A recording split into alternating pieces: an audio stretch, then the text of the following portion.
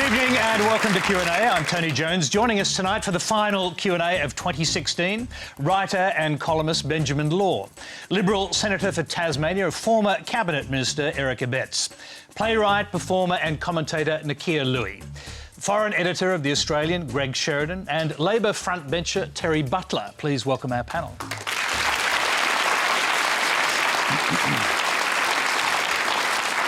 And stick around right to the end because we'll be ending tonight's show with the Wharf Review's special take on the Senate. Now, Q&A is live on ABC TV in New South Wales, Victoria and Tasmania. It's live everywhere else on News 24 at 9:45 tonight, Eastern Daylight Time, or you can watch and listen live on iView, Facebook and News Radio. Our first question comes from Chris McKendrick. Australia is not the US. Our people, our government and our system for voting are very different. However, the Conservative side of politics has used the Trump victory to further their own agenda and claim to represent the common people. Given the rise of the right wing inside the government that was heralded with so much promise but's failed to deliver on key issues such as marriage equality, tax reform and housing affordability, is there still hope for the Turnbull government? I'll start outside of politics with Greg Sheridan. Well, Tony, the Trump victory is very interesting. I had a look at the figures tonight and the updated popular vote shows that Hillary Clinton is about 1.5 million votes ahead. In fact, nearly 2 million votes ahead on the popular vote. So you were sort of right in your prediction that she'd win the election, is that right? God bless you, yeah. I think that's right. That's the interpretation. That I couldn't say that myself, but she did. And of course, it's never happened before in American history that you can win the popular vote by 2 million and lose the election. So the Conservative revolution is overstated. However, I don't really agree with you that the government is solely trying to appropriate Trump. Everyone in politics is trying to appropriate Trump. Bill Shorten, what was it? We're going to buy Australia, build Australia, be Australia, love Australia, whatever it is. Employ Australians. What is interesting about the Trump phenomenon is that in a technical sense, it might have turned white working class and welfare voters into a swing constituency. So all professional politicians around the world are saying maybe there's a key here to turning out what used to be a stable group of voters and turning them into a swing constituency. So of course the government is using some Trump rhetoric and so is the opposition. I think Trump was pretty horrible in the campaign, but I think it's sensible now to judge him on what he says and does after the election. And so far it's been kind of relatively mainstream. We'll come back to talk about him more. The question really was about the Turnbull government. Were you surprised that Tony Abbott, I think just a week ago, more or less endorsed Malcolm Turnbull as a, what do you call him, an orthodox centre-right Prime Minister? Well, I thought they were very interesting remarks. I think political leaders do evolve, and Turnbull has certainly evolved and grown in the job. Now, when Turnbull was the alternative to Abbott, he did it partly by being a kind of gentler sort of Liberal, but he has to lead the centre-right tribes of Australia, and so they are broadly conservative. Not reactionary, they're not black-shirted fascists or anything, but they are broadly conservative. So I think he has become a bit more conservative. I still think he talks in too many abstract nouns and so on, agility, innovation, all that. Innovation to a normal person means I'm going to lose my job. So I think it's a mistake. And one thing Trump does show you is speak in very direct language, like John Howard did. But I do think Turnbull has become a bit more conservative, but I think that's no bad thing. Terri Butler. Well, I mean, I think that Malcolm Turnbull is clearly becoming more and more like Tony Abbott every day, which is a disappointment to me. In fact, I was on this show the night that Malcolm Turnbull became the Prime Minister, and I said to Tony after the show, I'm pleased because I think he'll be better for the nation. I was pleased. I'm a left-wing member of the Australian Labor Party and I was pleased to see the back of Tony Abbott. But what we're seeing from Malcolm Turnbull is just more of the same.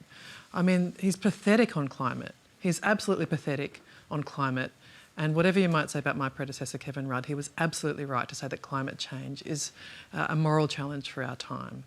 So I think that that's disappointing. I think when you look at the question of jobs, you know, in this country, we've got 1.1 million people who are underemployed, who want more work. I reckon there's people in this audience tonight who want more hours than they're currently getting. I can see some of you nodding your head. There's 1.1 million people in that boat. There's 700,000 people who are unemployed, not even a single hour of work. and the Turnbull government has done nothing to deliver for any of them. Is it possible, Terri, that he might be disappointing you and a lot of people on the left, but in fact, in moving to the centre-right, focusing on the economy, on the budget deficit and these kind of bread and butter centre-right issues, he's actually doing the right thing by his party? Well, he's not doing that though, Tony, because what you're seeing, as I was just saying, is massive amounts of underemployment and unemployment. You're seeing wages at the slowest rate of growth since the wage price index started being kept in 1997. You've got inflation through the floor, and the consequence of all of that is the economy is not doing well. And if you think about the attempts to make the economy do better in this federal government's term, in their first term, look at what happened after the 2014 budget. Consumer confidence fell through the floor. Business confidence fell through the floor. What was the consequence? Revenue didn't do well. Where are we now? The 2016-17 deficits tripled what they anticipated it would be in 2014 when they were in their first full year of their term. Okay. They're not managing the economy. I'm going to have to throw it round to the other side of the... and I'll start with Eric Abetz. Look, Malcolm Turnbull is governing like a centre-right Prime Minister. The simple fact is, at the last election, we lost 1.7 million votes to more right-wing parties than ourselves. In New South Wales, the Orange by-election, the National Party lost votes not to the Greens, not to the Labor Party, but to the Shooters, Fishers and Farmers Party, a more right-wing Conservative party. So Malcolm Turnbull is right to be concentrating on budget repair, strong borders, ensuring the rule of law in the building and construction sector, and so the list goes on. So I believe the Prime Minister is heading the country in the right direction by concentrating on those core policy issues that in fact are the bread and butter of centre-right politics. And if we don't adopt those policies, we will leak votes to the more right-wing parties, as we did at the last federal election and as occurred at the Orange by-election.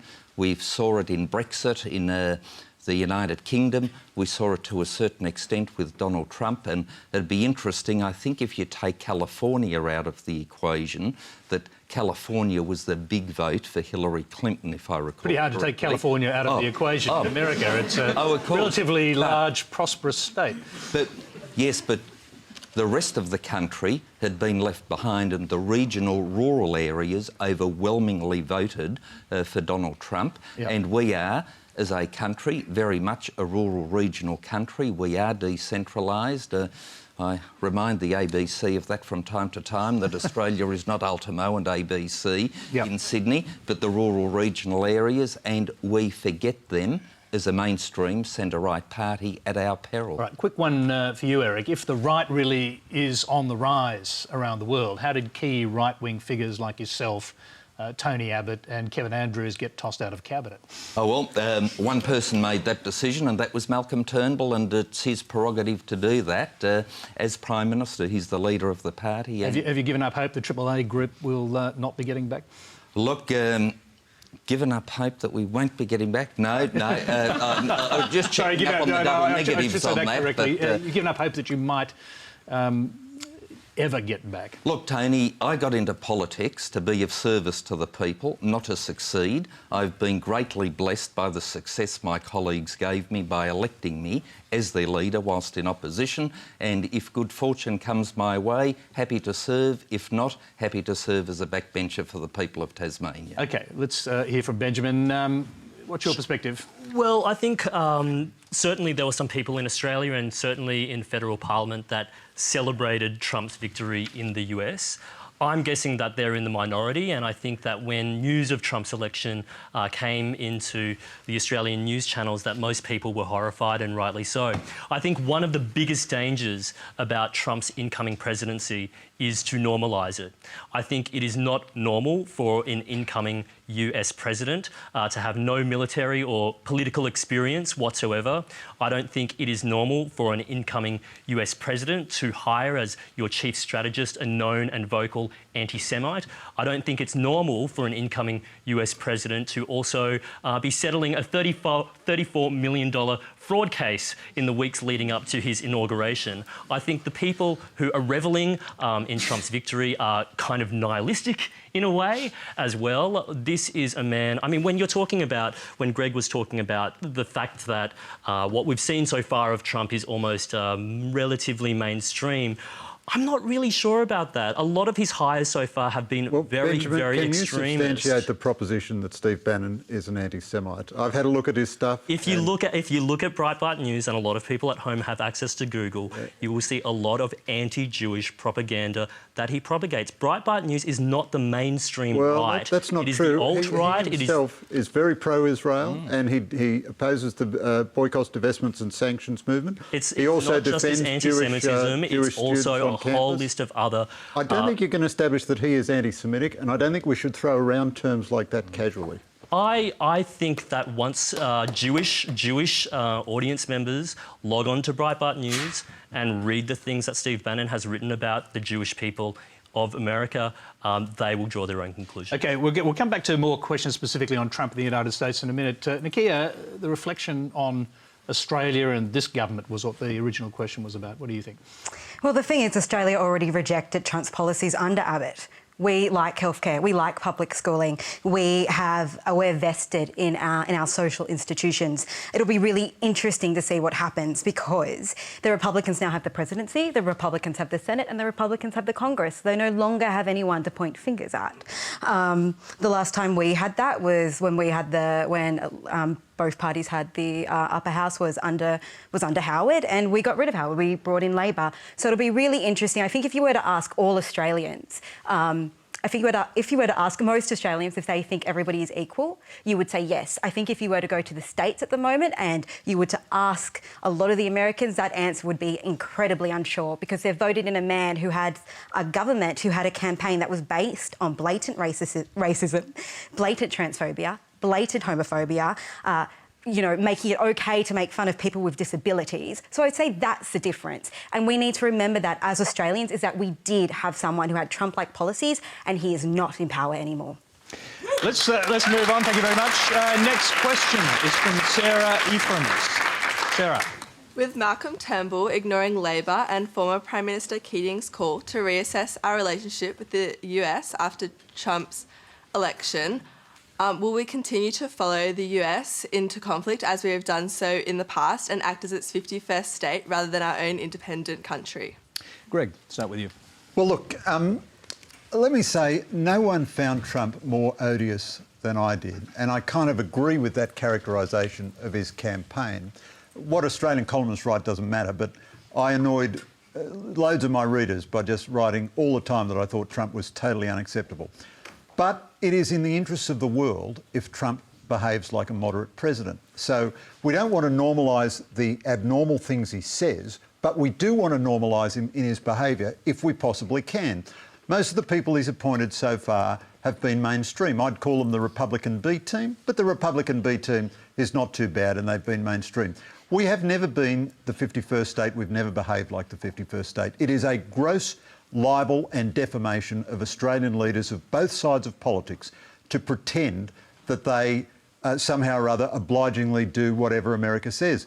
The aforementioned Tony Abbott, who was just defamed most unfairly, he never spoke ever anything remotely like Donald Trump, when he was Prime Minister, defied Washington's advice and joined the China-created Asia Infrastructure Investment Bank. Australia has always been completely independent, but it has been in Australia's interests to have an alliance with the United States, something confirmed recently by Bill Shorten, Penny Wong and Richard Marles. Not by Paul Keating, of course, who says we should go much closer to Asia, and Penny Wong was saying pretty much the same thing. Well, look, that's a very important thing to answer from Paul.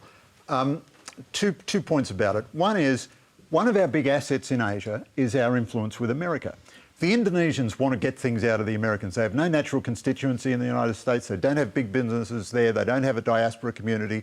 One of the things they do have is the Australian embassy that helps them. So our intimacy with the Americans as allies is one of our huge assets in Asia. So if you trash America, you don't get closer to Asia, you get further away from it. I'll let you continue. On Paul, now, nobody admired Paul more than I did as a foreign policy Prime Minister. I thought his foreign policy was magnificent. All the APEC diplomacy, all the rest of it. But when he was in office, no one was stronger about engaging the Americans. He had a rolling career-long brawl with Dr. Mahathir of Malaysia over engaging the Americans. But something happens to Labor politicians when they lose office, you know. They get rounds of applause at conferences for being anti-American. A lot of them go and do a lot of business with China, although I'm sure that has no effect on their views. But they become a bit weird about America. And I think the interesting thing Penny Wong said last week was when she repudiated Paul Keating. And I just think he's completely wrong to suggest that we are not independent and that somehow or other there's a choice for us between America and Asia. OK, Terri Butler. You could see my face. Yep. I thought that the choice of the Infrastructure Bank as proof that we were standing on our own 2 feet when it comes to Asia was a really interesting one because, of course, the coalition government sat on the fence for about a year before finally agreeing to join what was clearly in our best interest to join, and that was the Infrastructure Bank. I think this is a really good example of what Penny Wong was talking about, which is that we need to be leaders, not followers, in our relationship with Asia, and to be just blunt about it. In the event that the US starts to engage with Asia differently than they have been to now, and you'd know that President Obama came here and made a speech about the pivot to the Asia-Pacific. In the event that a Donald Trump-led United States starts taking a harder stance towards Asia, starts taking a more economically driven stance that isn't as subtle, isn't as nuanced, isn't as multilateral, isn't as aimed at working together in a collaborative way, then it's up to us to be the leaders and to seek to influence the US to continue to come to grips with the fact. Well, Penny Wong said there is a real prospect, very real prospect of substantive shifts in US foreign policy. Just a quick one on that. Would Mitt Romney make a difference? Because he's been spoken about as a possible Secretary of State. Penny Wong said that, you know, we all doubted that Donald Trump would win the election, but now that he has, maybe we shouldn't doubt that he might actually do what he said he was going to do. So maybe we should actually come to terms with the fact that as president, he will govern in the way that he campaigned. Now, I think if that's the case, then Penny Wong is absolutely right. And Labor is absolutely right to be saying we need to stand on our own 2 feet and to be independent and to really think about the way that the world is changing in our relationship with Asia. And that doesn't mean that we don't support the alliance. Of course we support the alliance. But being true friends means speaking the truth to each other and seeking to influence each other. OK, Eric Abetz, do you agree with that? Yeah, look, I think the approach that Paul Keating's undertaken is a bit like when you're at kindergarten. You can be a friend over here, and if you're going to stay a friend over here, you can't be a friend over here. We're more mature than that. We can have a very good, strong relationship with the United States, keep that going, whilst very proactively engaging with Asia, and that is, in fairness, what governments of both persuasions have done in Australia, have done so in the past, and my view is will continue to do so in the future. The suggestion that we're the 51st state of the United States is not based on merit. It's great rhetoric, but at the end of the day, it has no merit. And let's just remember that our relationship with the United States is based on a very common, similar heritage, and also forged in the Battle of the Coral Sea and elsewhere, and those roots are very deep. But having said that, there is a good relationship for us to be had with China and with the Asian countries. That's what we're doing, and we can be friends with both without prejudicing Australia in any way and, in fact, advancing her cause. Benjamin. So I think it's a really good question, and I think one of the mistakes that a lot of commentators made when looking at Trump's election campaign was to not take him seriously and to not take him literally as well. One of the things that's most important about our alliances with other nation states is to make sure that we do share those common heritage, those core values. Trump is someone who has advocated torture. Trump is someone who has advocated for the killing of civilians related to terrorists, innocent civilians related to terrorists. There is no reason to believe that he doesn't still stand by them coming into becoming president as well. And I think it's completely within our rights and prudent, if not even conservative, for us to reassess our alliances to the US as time moves on over the next 4 or even 8 years. Nakkiah, what do you think? Oh, look, I can understand the concern over our relationship with the US right now. Weak leaders tend to make external enemies. And I don't know why Trump would want to go up against China. I don't know why he'd want to rattle China. That's never ended well. I mean, if he does pull out of trade with China, and that opens up the market to Australia and to Europe, so that can only be beneficial to us.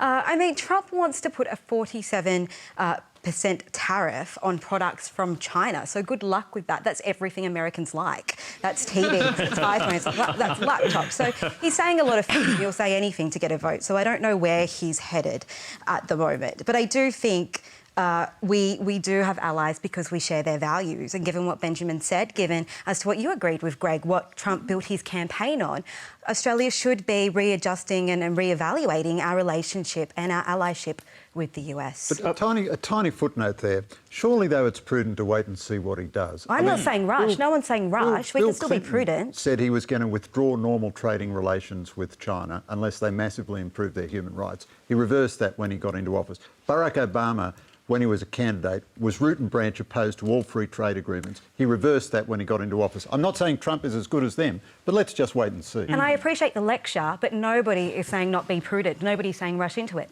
Penny Wong didn't. No, I absolutely. didn't. So thank you, but no one's disagreeing with you. God bless you. OK, remember if you hear any... OK, yes, you can do a quick clap, but remember, if you hear any doubtful claims or any mansplaining, send a tweet using the hashtag #FactCheckAndQuanda, and keep an eye on our Twitter account for, or search Conversation website for Q&A fact checks by the experts. Now, the next question comes from Norma Bingo. The American people were fed the illusion of two candidates, that a choice had to be made between the lesser of two evils. We are being fed the idea that we are powerless, and that our opinions can only be made within the bounds of the existing system, when in fact we the people are the future and are the ones who absolutely can and must create change.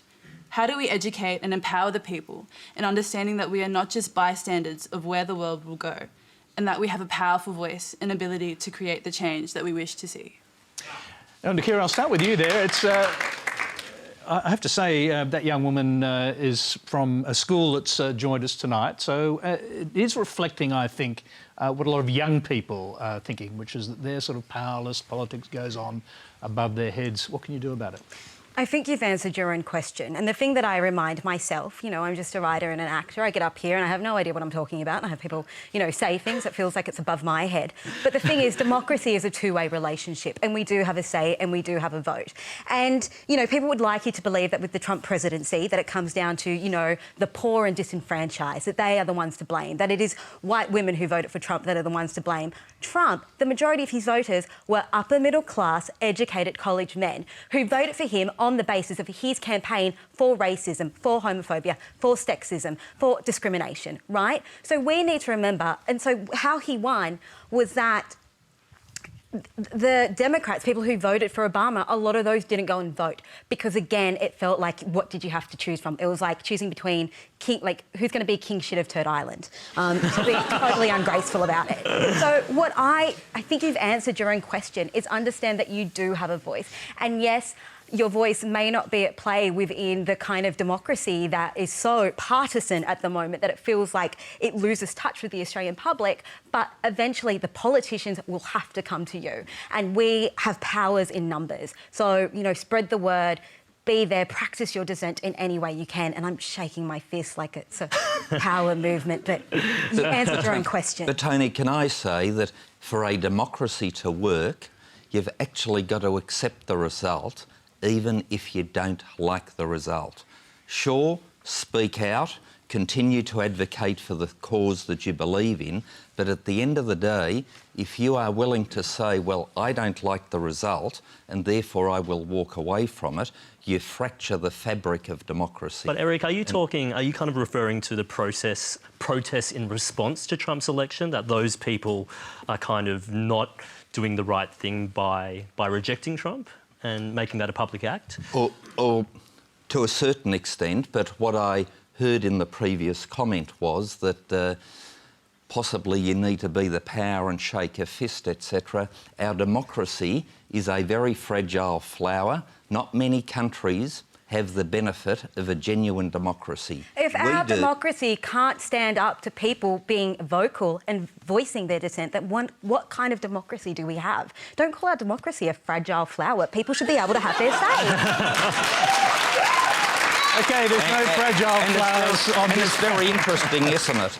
People ought to have their say, but I was cut off midstream. Oh, you haven't been censored, Eric. You're a powerful man with a powerful platform. Let's not buy into this whole idea that you've been censored or you're being silenced somehow on national television.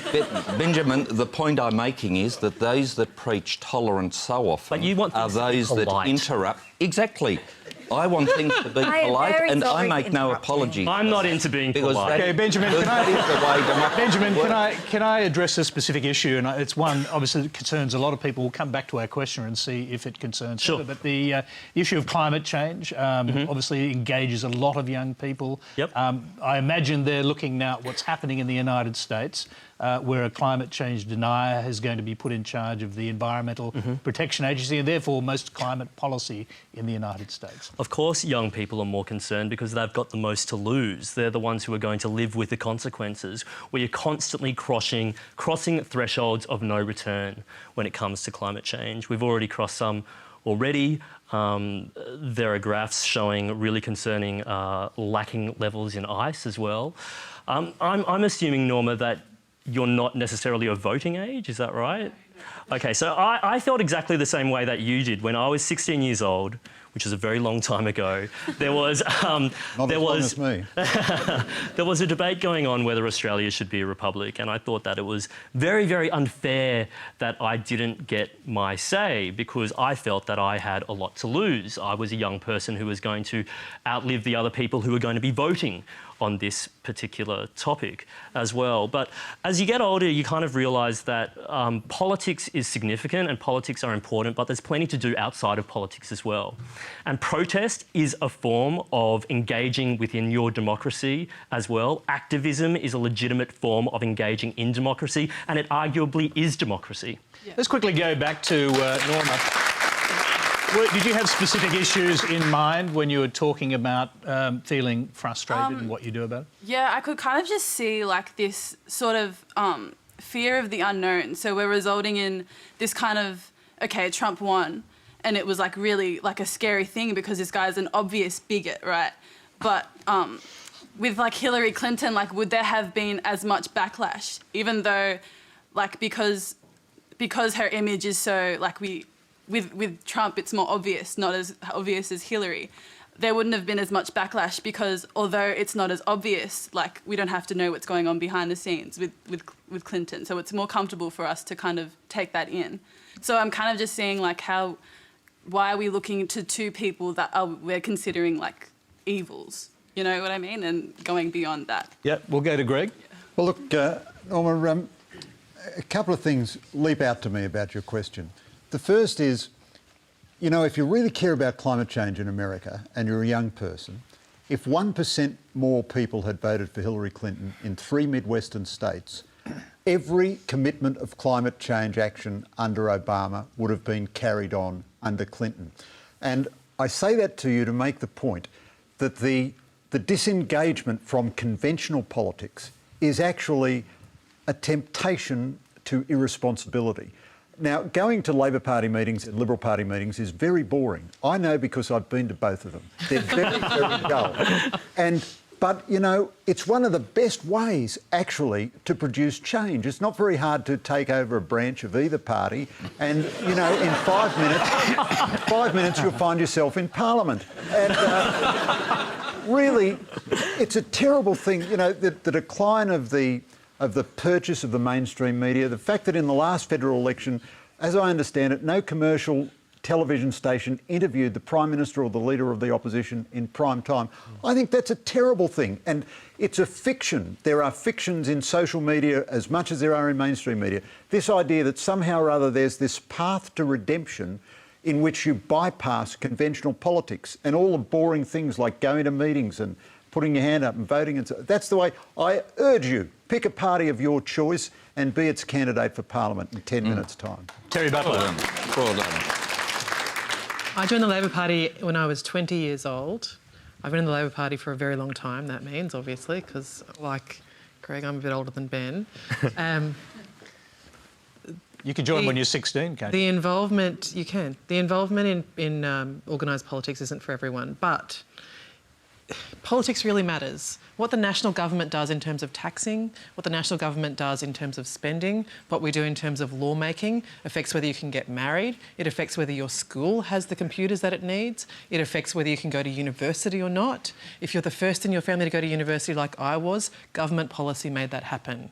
So government policy, parliamentary democracy are highly relevant to the individual circumstances of everyone in this room and everyone watching this show. So you have to, if you want to make an impact, you have to think about how you can affect parliamentary democracy. And that doesn't necessarily have to be joining a party, but join a party. It's not that hard. The meetings are boring, Greg is absolutely right. But there are plenty of other ways to get involved. You make it sound great. Debate policy. Go and have a stand-up, knockdown fight at a conference about whether or not the top marginal tax rate should be higher or lower. I know it sounds ridiculous, but it actually has flow-on effects for people's lives. And if you don't want to join an organised party, that's fine. Go get involved in an organisation like the Australian Marine Conservation Society or Get Up or any organisation that is trying to have an impact on the public life of this country, because that is the way that you do it. I'm going to quickly go back to Eric, and uninterrupted 30 seconds. Go ahead. Thank you. The Liberal Party is not boring, I can assure you. But look, I agree with Greg. If you want to get involved, join the political party of your choice, because it is through group action that you are usually able to achieve a lot more. You can sit on the sidelines and criticise, as some individuals do in the Parliament, but they never have the task of putting together a budget or a full defence strategy or a full agricultural policy. And that is one of the good things about a political party, that you bring so many women and men together to develop the policies for the nation, and you can bounce off each other, sharpen each other, and as a result, hopefully, make the party that you represent the very best it can be for the benefit of the nation. Did you start, like Greg is suggesting, by just stacking branches? Oh, no. They don't need to in Tasmania. So are you convinced that it's a good idea to join a political party? Well, I think you just want to be part of the regular pro-literate and make a choice, or you can still have the option to do that. You don't have to be a politician. You can practice your dissent. As Ben says, you can be an activist, you can go to protests. You know, there's so many ways to have your voice heard these days that you can influence the world in the way in which you choose. You don't have to go down the road of being a politician. Yeah, and Ben? Yes, I would. I would personally not want to join a party just because I think the meetings sound like a sustained act of self-harm. But like I was saying before, I think there are ways outside of politics to engage as well. Would you join a party, attempt to become a politician and enter Parliament? No, I'd be terrible at it. And I actually, you know, for all of my grievances about politicians, I do really respect the job that they do. It's not an easy one.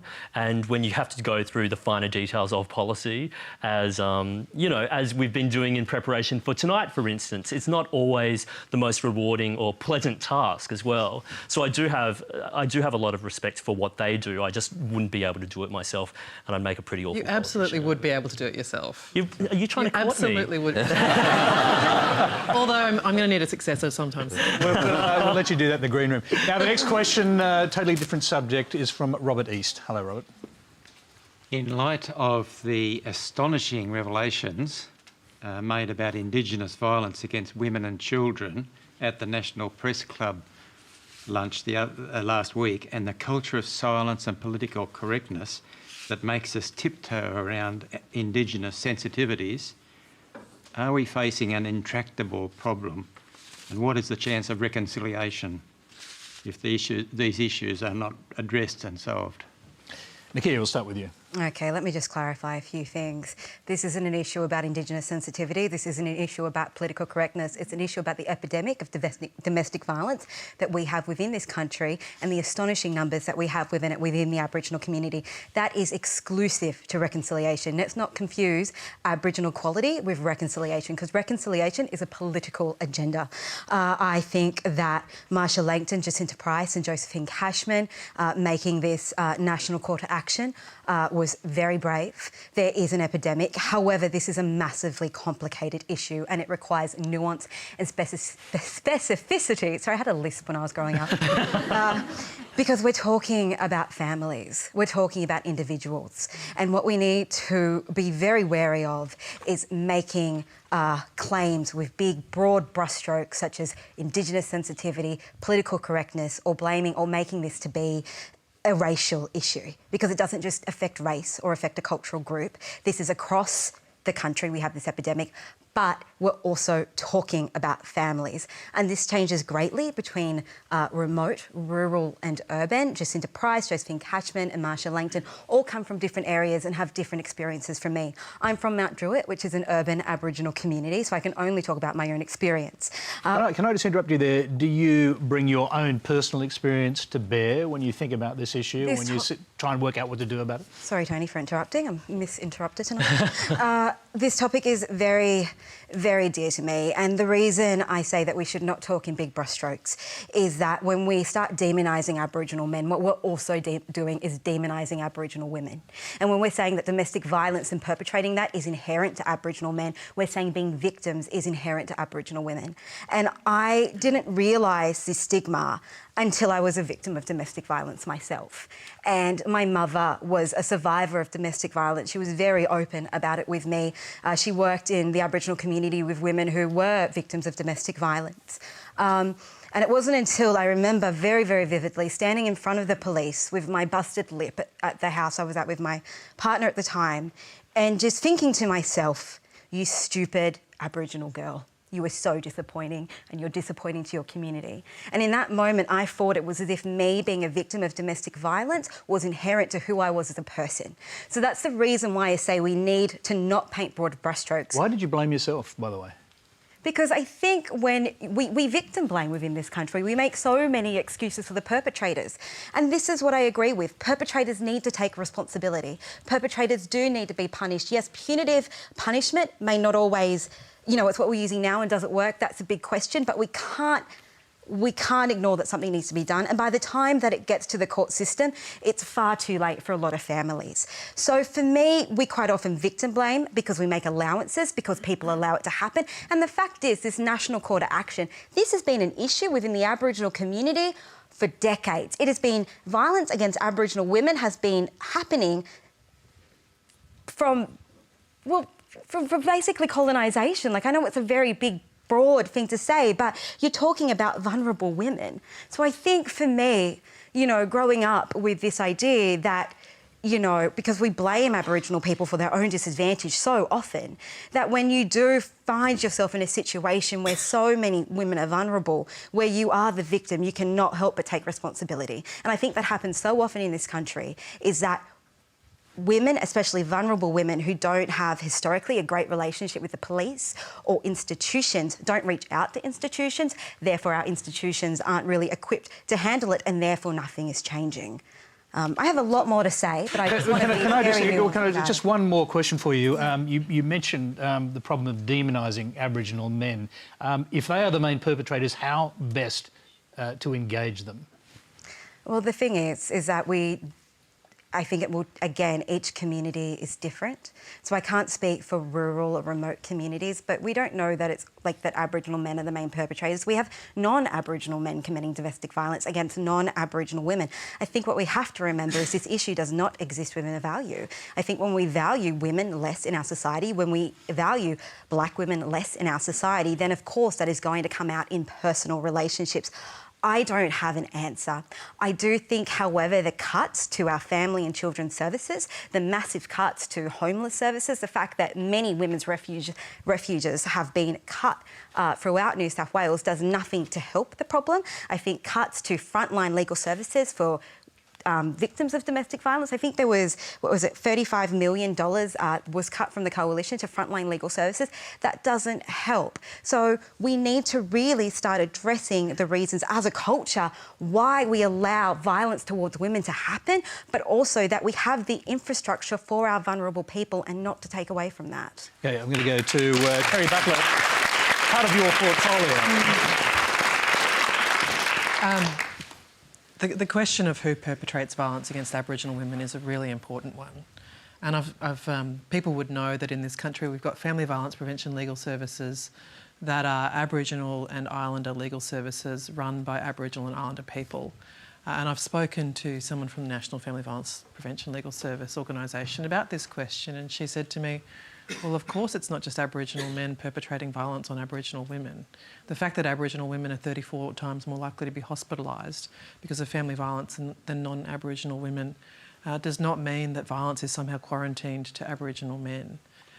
What is worse is the seriousness of the violence, prevalence but seriousness. It's not just the fact that you're more likely to be hospitalised, it's something like 60 times more likely to suffer a head injury if you're an Aboriginal woman as a consequence of the domestic violence than a non-Aboriginal woman. So these are matters of fact. It's, of course, really important that Professor Langton and Josephine Cashman and others have been talking about this. The Australian National Research Organisation on Women's Safety has published significant data and evidence around the issues in Aboriginal communities, and you'll be unsurprised to hear that the root causes are complicated. There's not a single cause. It's not political correctness. There are a range of different causes for the violence, but the question is, what do you do about it? How do you actually help? Those family violence prevention legal services I mentioned, the one in Western Queensland covers hundreds of kilometres and it has a handful of staff. They reach out to women and try to talk to women. It is true that women who are likely to be victims of this violence are also likely to not want to talk to the police about it. You've got to find ways for people in community to help people in community and for people to have pathways to people that they trust. This is a big problem, it's a national problem, but there's certainly a really important need to focus on what can be done to provide people with that support and all of those other things.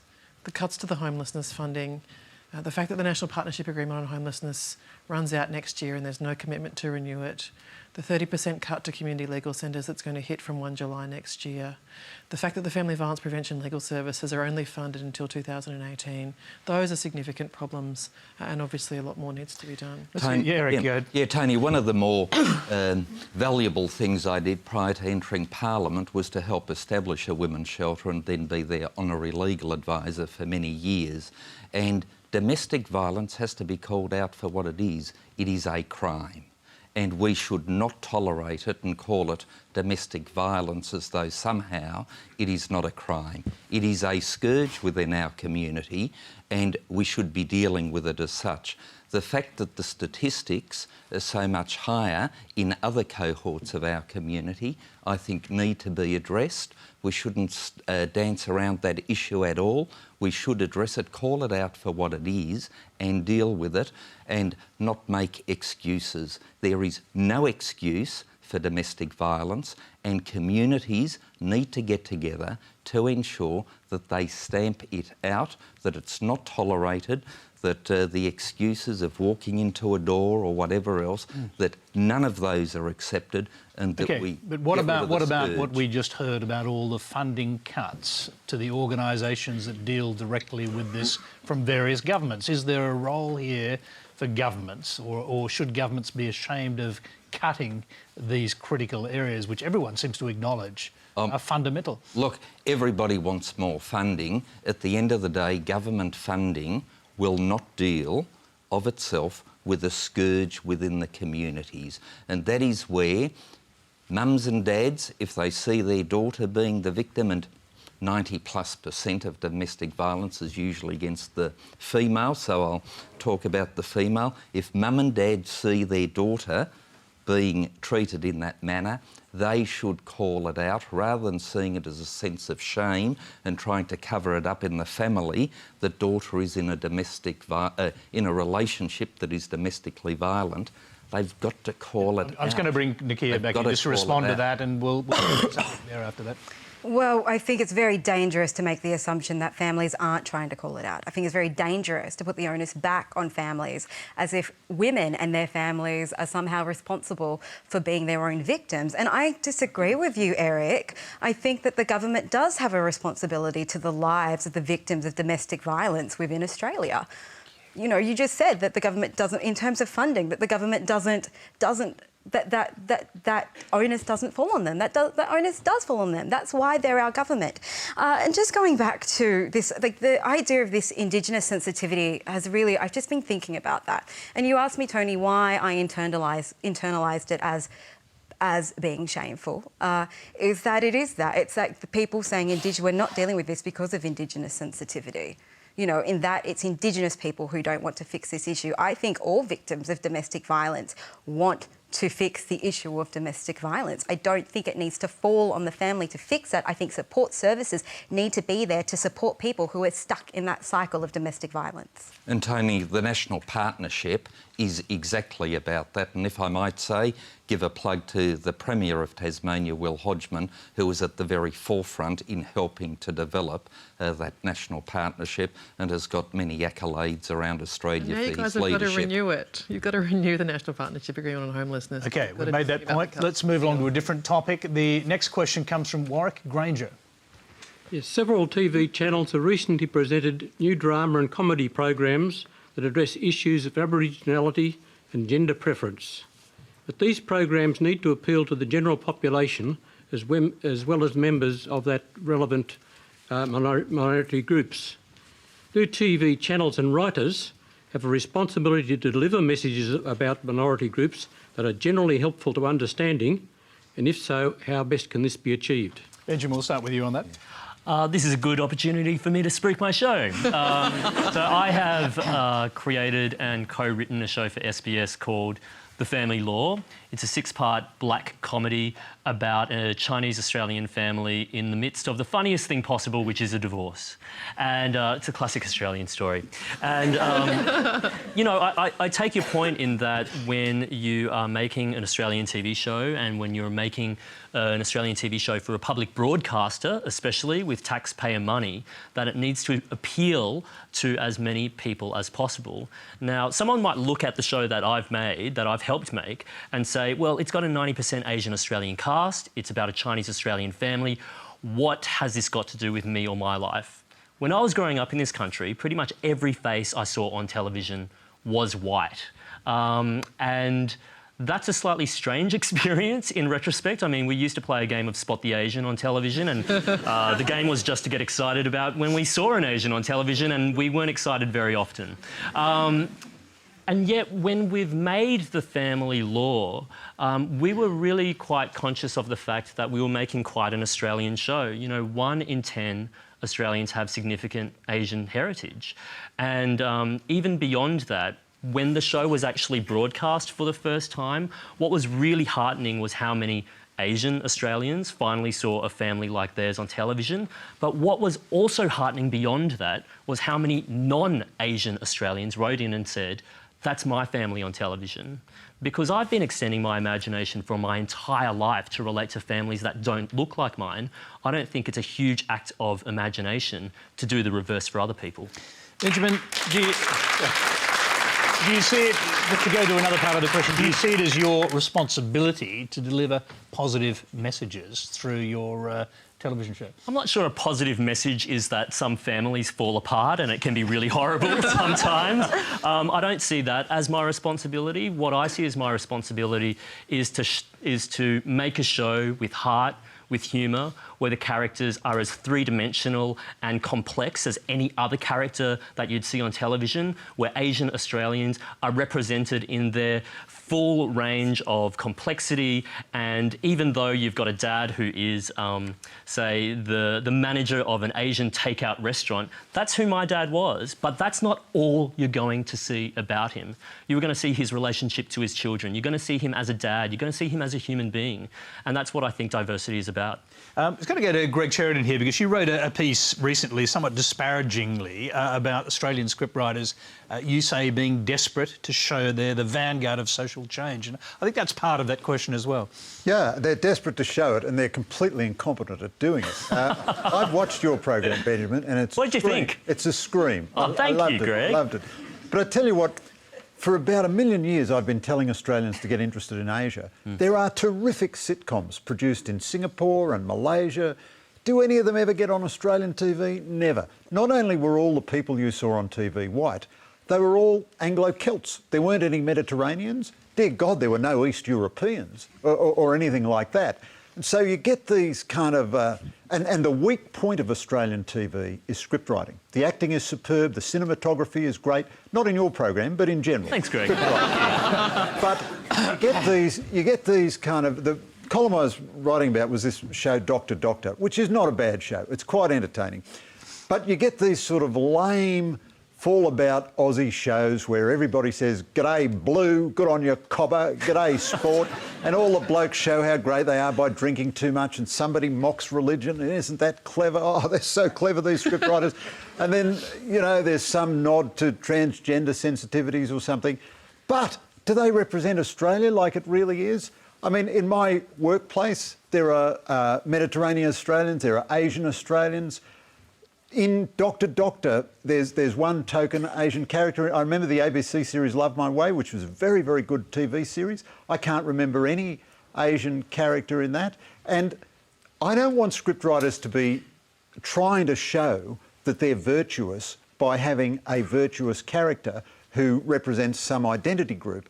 What I want them to do is actually do what literature is supposed to do, reflect life in all its complexity, and that will draw in Asian Australians and Aboriginal Australians. OK, let's draw in an Aboriginal Australian. Nakkiah, black comedy and many other shows. What's your reflection? Well, I would like to say, black comedy, we've employed a lot of white actors.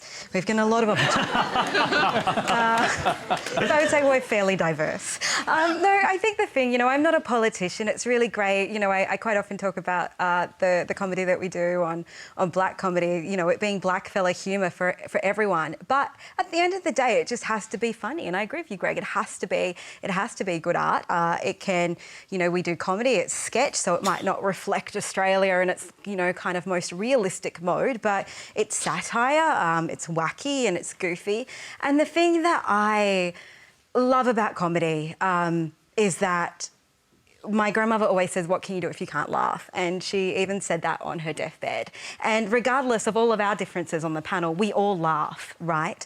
And that is our empathy and that's our humanity. And minds change through the heart, not necessarily the mind. So for me, I think at the end of the day, if something's good, you'll find an audience. And if it's not good, the audience will slowly disappear. Let's move on, because we've got quite a few questions still to try and get through. The next one's from Helen Pringle. Thank you.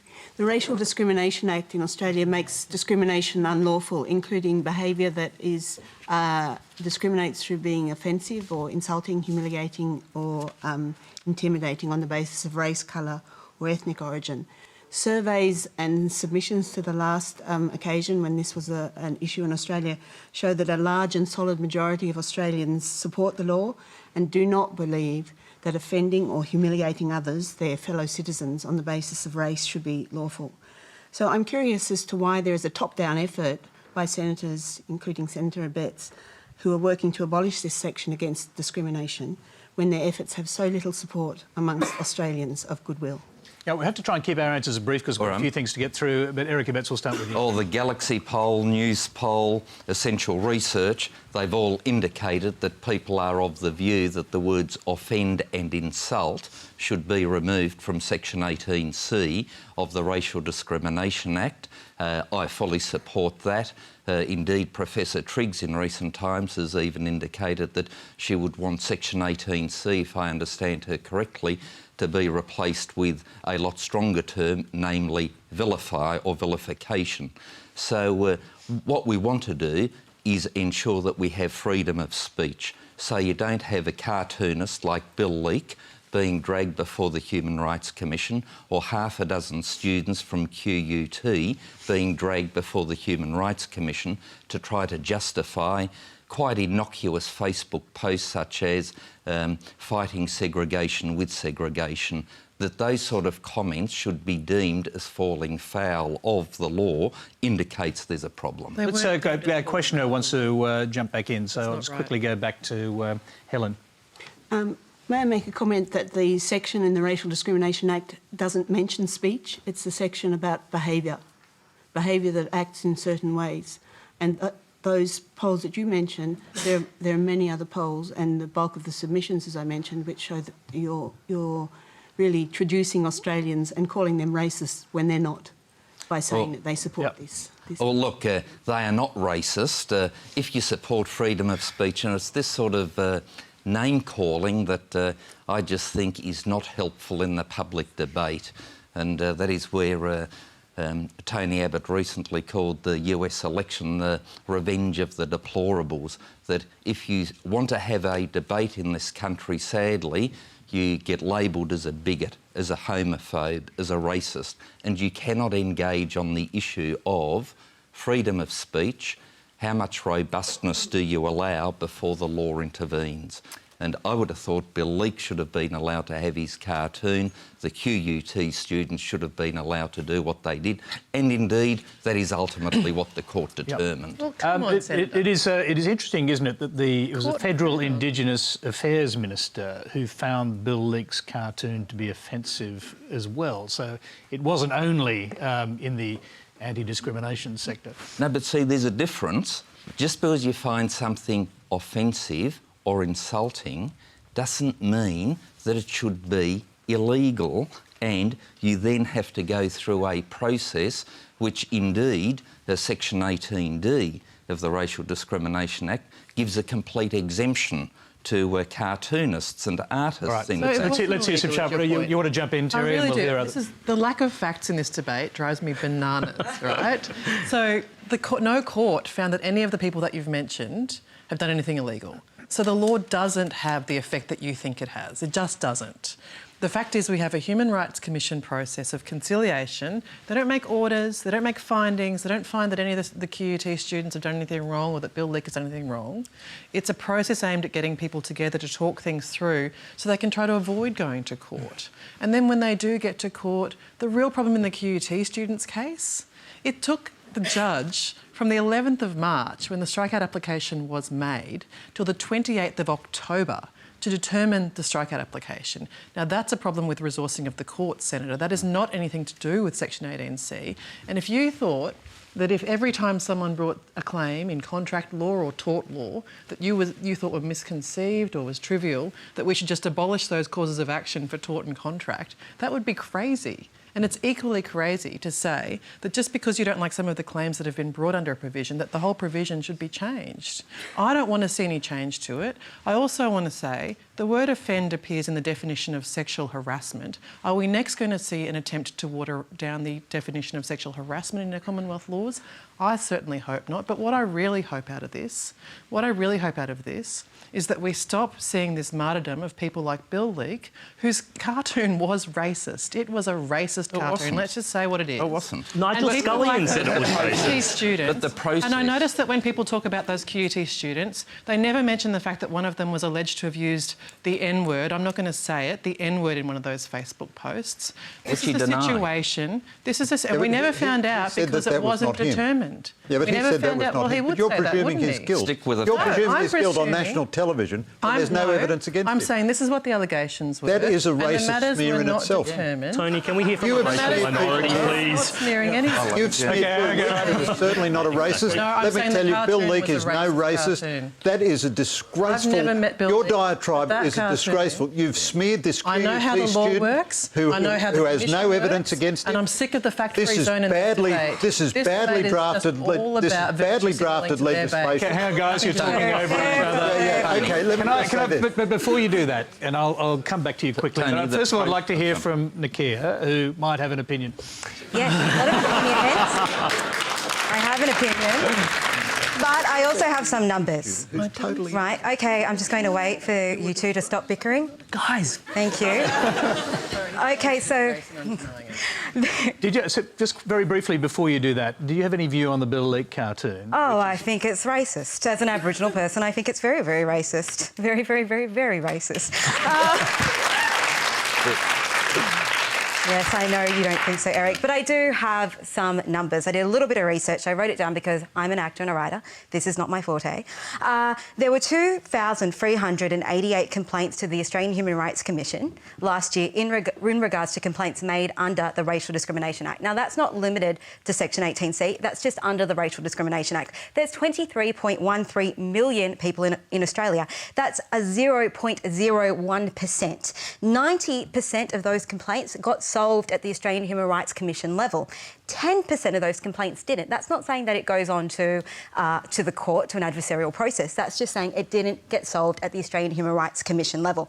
So what we're saying is we're looking at changing an entire law for less than 0.001%. So to say that this is a question, this is an issue that affects the majority of Australians, to say that this is something that is on the tips of the tongues of every single Australian in the polls that you're mentioning is not correct. What we have is a bunch of elite politicians abusing their power and wasting funds on their personal pursuits and their own agendas that are not a public matter, nor are they in the public interest. And we're paying a senator $195,000 a year on an issue that affects 0.001% of Australians. OK, now...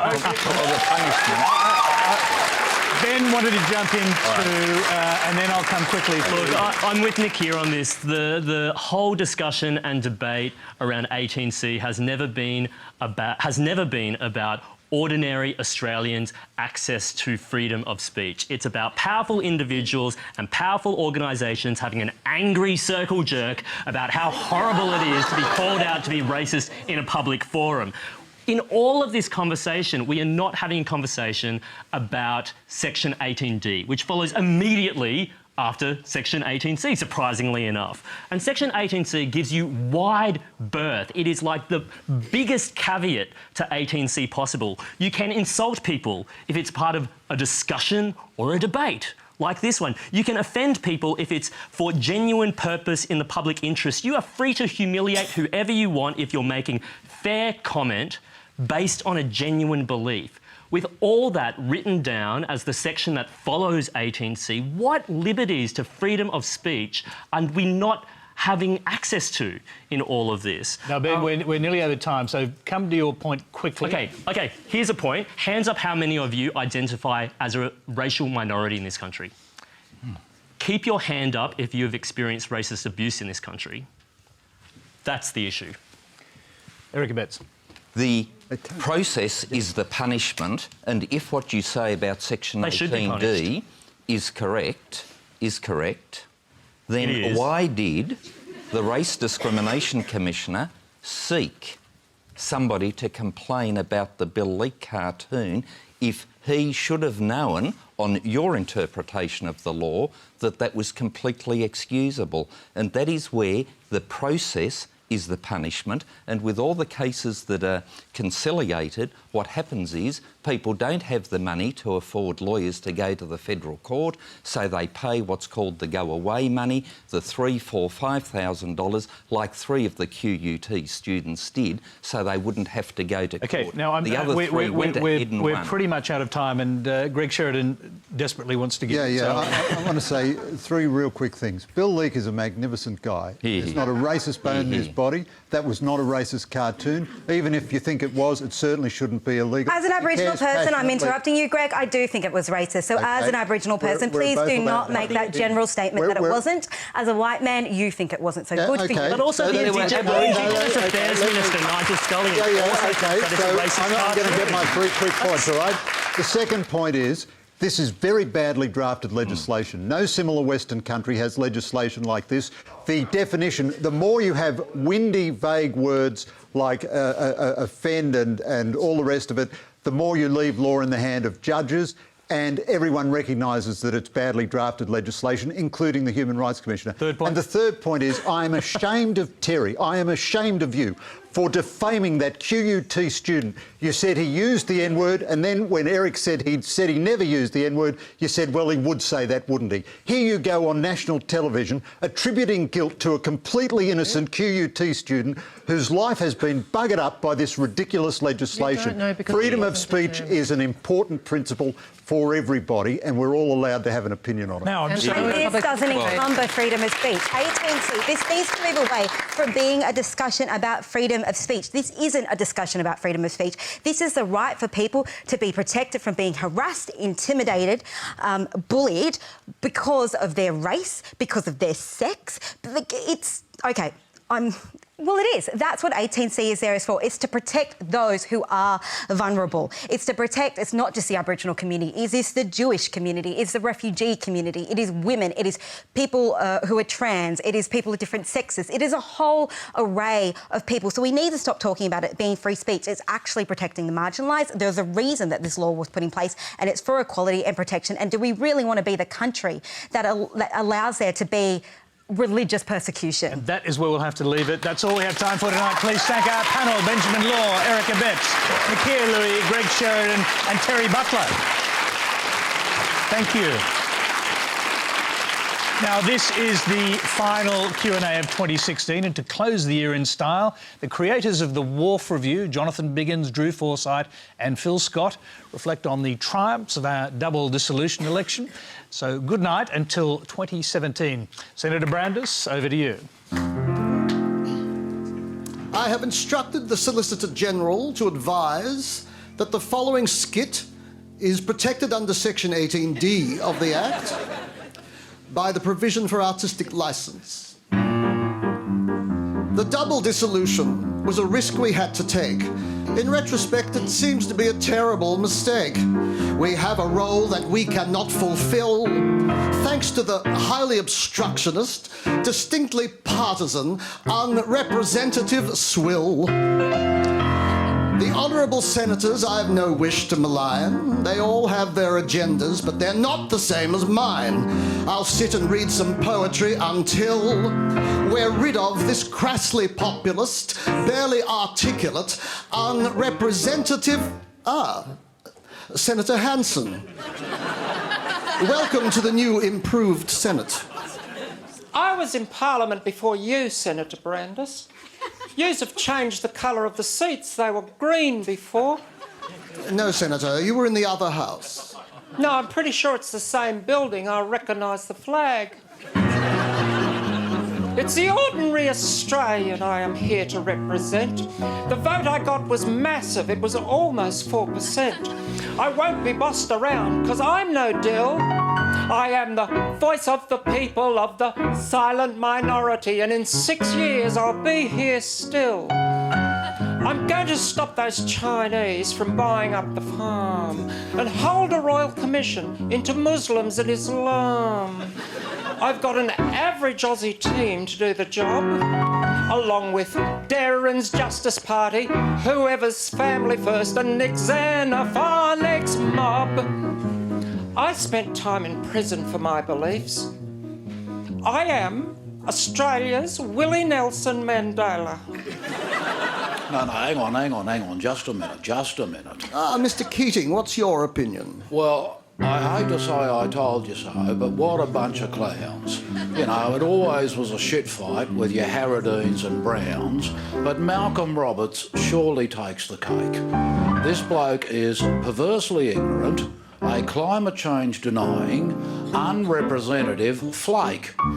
If you've got to have a Senate, let it be a rubber stamp when Labor is in government and not the other camp. But Leyenholm and Lambie, who are they? They are quite simply ideologically and demonstrably pointless in every single way. Because the Senate's like your motley crew you get on Q&A. There's your right wing. Your lefty. And your token Asian gay. Well, I was thinking more of Penny Wong, but if you want to go the nod there, that's fine. A bunch of ratbags tweeting on their phones. We've got a PC comedian. Your rabid Murdoch hack. And to top it all off, the unrepresentative Turnbull.